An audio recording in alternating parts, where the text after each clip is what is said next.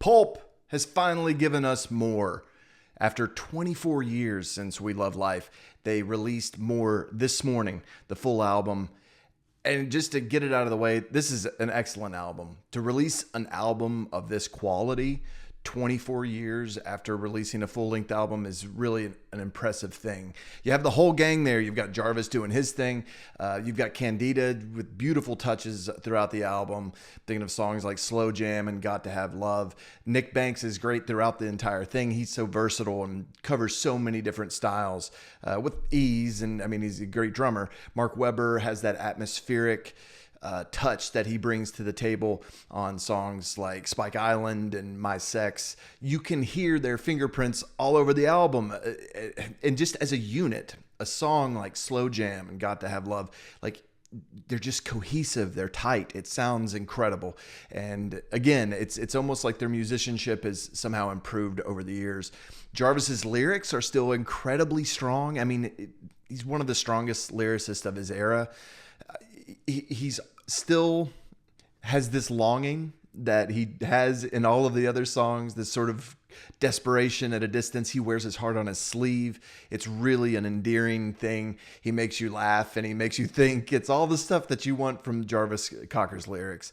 On More, you do have these classic pulp sounding songs. Like Got to Have Love and Spike Island. It's no surprise that those were the first two singles because they sound very pulp-like. You get the hints of disco that you get in earlier albums too. But then, of course, I'm going to have to make the obligatory Scott Walker reference, but they kind of brought it on themselves when they asked him to produce We Love Life. That Baroque pop, those lush strings, the orchestration throughout the album, and then the choir that's in the background, all these beautiful voices that really fills things out and makes this feel unique amongst the rest of Pulp's albums without sounding off-putting. Like, this fits right in with everything else. It's really difficult to talk about standout tracks on this album because I've been listening to it on repeat and it's like, it's kind of a unit, you know. It really does flow nicely into each other. There's a lot of energy, some slickness earlier in the album. Later in the album, there's some really contemplative moments, but I think about songs that I'd seen them play live just online, like Tina and Farmer's Market, and those sound incredible on the album. They're funny, they're kind of mournful, there's an energy to them, but there's also this maturity that you get with Pulp in general. And I would say this maturity, like, they're older, and so, but Pulp has always been wise beyond their years, I think. And of course, they were always a little bit older than their colleagues in the British pop movement, but they just seem to have this sort of reflective nature that other bands didn't necessarily have or didn't project in the same way. And they still have that. It's just a little deeper now. But yeah, the back end of the album, sometimes you'll start to listen to a track and think like, oh, well, this will be a nice quiet number, like the Hymn of the North, which is just a beautiful song, but then it'll have these grand moments where it really just elevates everything to another level. A beautiful closer with Sunset. It's just, you got to listen to the whole thing. It's impossible to go through it track by track and like pick out favorites because it does feel like one album, one cohesive album.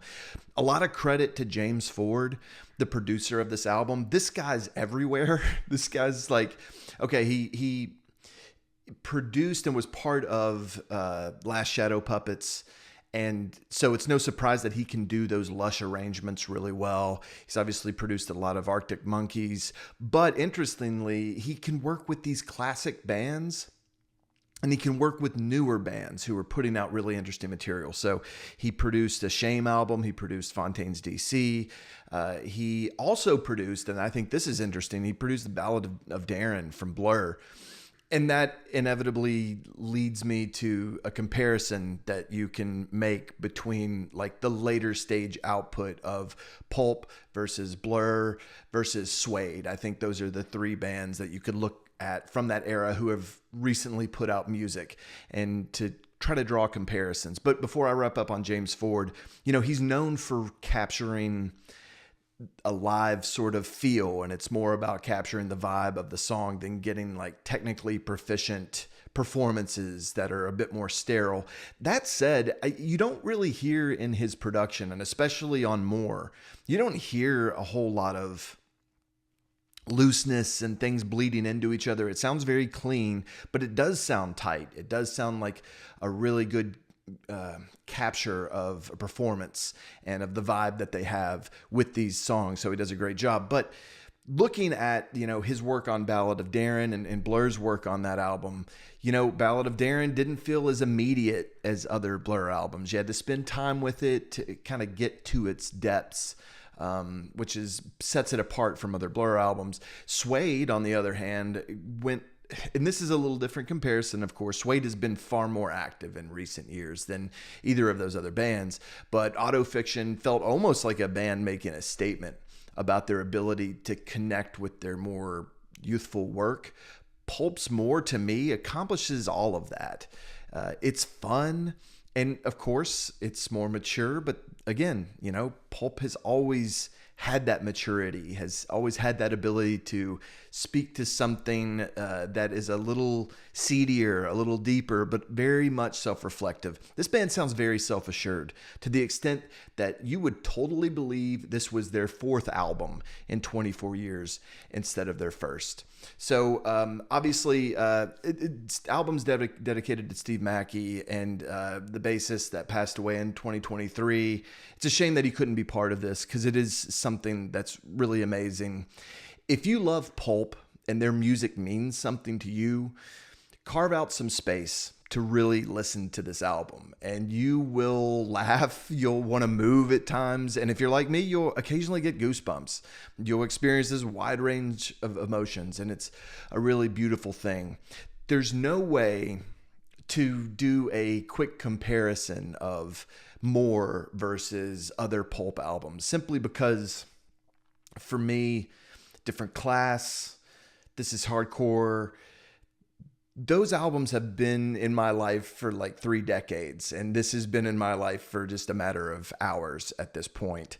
And then even We Love Life, it took me a little longer for that album to connect, but once it did, I love that album, and I've spent 20 years with it. So it's not fair to do a comparison, to do some sort of tier list.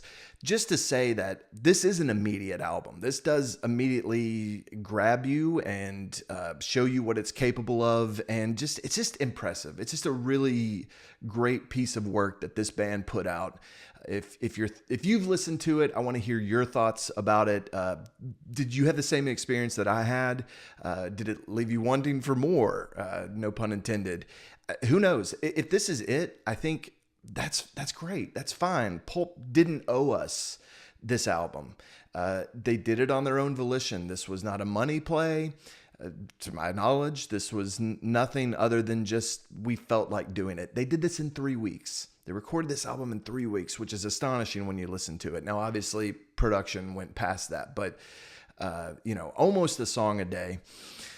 And you hear in this album all of the stuff that you loved from Pulp, and then this other layer of accumulated experience over the past 24 years. And that's all I've got to say about it, but I want to hear your thoughts. Let me know what you think about the album, what songs stick out to you. Isn't it awesome just to have Pulp back? Thanks to Pulp for making more. Go listen to the album, go check things out. If you like this content, like the video, subscribe to the channel. We love to talk about Pulp and bands like Pulp and just our favorite music in general. So yeah, go check out more. Thank you, Pulp.